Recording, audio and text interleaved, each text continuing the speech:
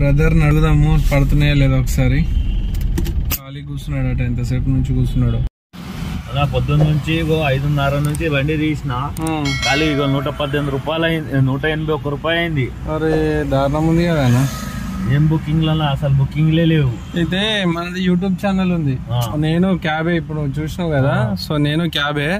అయితే చాలా మంది కొత్తగా కార్ కొనుక్కోవాలని అడుగుతున్నారు. వాళ్ళకి ఏం చెప్పదలుచుకున్నావు? అంటే ఎన్ని ఇయర్స్ నుంచి ఎక్స్పీరియన్స్ అన్నాను నేను? 8 ఇయర్స్ నుంచి ఎక్స్పీరియన్స్. 8 ఇయర్స్ నుంచా?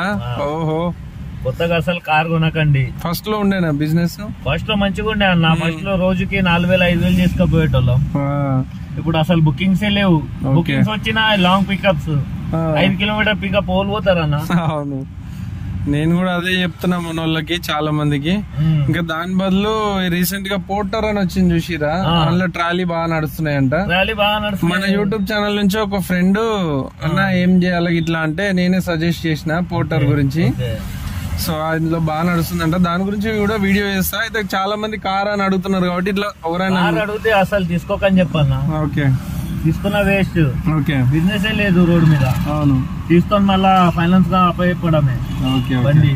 అయితే నేను ఎందుకోసం అంటే ఇట్లా మన డ్రైవర్స్, ఇప్పుడు నువ్వు సీనియర్ 8 ఇయర్స్, సో మీలాంటి ఎక్స్పీరియన్స్ వల్లను కొంచెం ఇట్లా ఇంటర్వ్యూ లాగా చేసి చెప్తే వాళ్ళకి కొంచెం అర్థమవుతుందని నేను మిమ్మల్ని ఈ క్వశ్చన్స్ అడుగుతున్నా.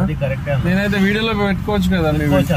అన్న ఇది బిజినెస్ ఇట్లా ఎందుకు డల్ అయింది అనుకుంటున్నారు క్యాబ్ ది? అన్న main Uber bike, Uber, Rapido, Ola bikes, దీని వల్ల మనకి చాలా నష్టం అవుతుంది అన్న. అవునవును.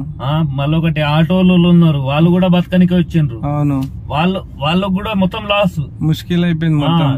2 కిలోమీటర్లు పోయేది ఉంటే ముందు కార్ బుక్ చేసేటోళ్ళు. అవును, 2 కిలోమీటర్ పోయేదంటే బైక్ బుక్ చేసుకుని కార్ బుక్ చేసేటోళ్ళు, ఆటో బుక్ చేసేటోళ్ళు. ఇప్పుడు అట్లా లేదు కదా. అట్లా లేదు. అట్లా బైక్ బుక్ చేసుకొని పోతాం, బైక్ లో వచ్చి మనకు మొత్తం లాస్ అన్న. అవును, అసలు బిజినెస్ లేదు. అవును, అసలు ఇది బైక్లు ఇట్లా నడపొద్దు. వైట్ ప్లేట్ నడిపోదు, టాక్సీ ప్లేట్ నడిపించుకోవాలి. టాక్సీ ప్లేట్ వేసుకొని దీనిపైన ఎవరు అడగరు. మనం రేట్లు అందులో పెడుతున్నాం గానీ టాక్సీ బైక్ లో దీని గురించి అడగట్లేదు అసలు. మనం యాక్చువల్ గా ఢిల్లీలో బంద్ చేసి, ఢిల్లీలో బంద్ అయింది, బెంగళూరులో బంద్ అయింది, మన స్టేట్ లోనే బంద్ అవుతలేదు.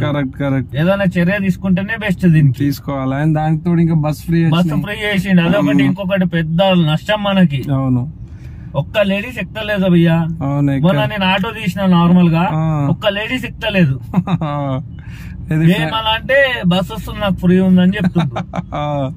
అంతే కదా. ఇక ఏం చేద్దాం భయ్యా, ఇట్లా అయితే మన బిజినెస్ ఎట్లా అయితే చెప్పు. పొద్దున్న నుంచి ఎంత చేసిన చూడు. ఇగో కరెక్ట్, బుకింగే పడతలేదు. ఒకటే నేను కూడా ఎక్కడ అంటే మన మైండ్ స్పేస్ నుంచి చూసుకుంటా ఇక్కడ దాకా వచ్చిన ఒక్క బుకింగ్. అవును, ఏం చేద్దాం. సో ఫ్రెండ్స్ చూసిరు కదా, బ్రదర్ అయితే 8 ఇయర్స్ ఎక్స్పీరియన్స్ ఉన్నాడు, మంచి మెసేజ్ ఇచ్చిండు. సో నేను ఒక్కరిని చెప్తున్నాను కాదు, ఇట్లాంటి ఎక్స్పీరియన్స్ ఉన్న డ్రైవర్స్ మాటలు విని కూడా మీరు అర్థం చేసుకుంటారని కోరుకుంటున్నా. ఎందుకంటే ఈ ఫీల్డ్కి వచ్చి మళ్ళీ బాధపడకండి. మార్కెట్లోకి వచ్చి అరే అనవసరంగా తీసుకున్నా అని మాత్రం బాధపడద్దు. ఫస్ట్ లో ఉండే బిజినెస్ అన్న చెప్పినట్టు చాలా మంది కూడా అన్నారు. నాకు కూడా మా ఫ్రెండ్ సజెస్ట్ చేస్తేనే నేను ఈ ఫీల్డ్కి వచ్చిన. ప్రజెంట్ అయితే అసలు బాగాలేదు. నేనైతే 2-3 ఇయర్స్ నుంచి చూస్తున్నా. అన్న అయితే 8 ఇయర్స్ అంటే ఎక్స్పీరియన్స్. సో ఇంకా ఆయన మీద మనం చెప్పాల్సిన అవసరం లేదు.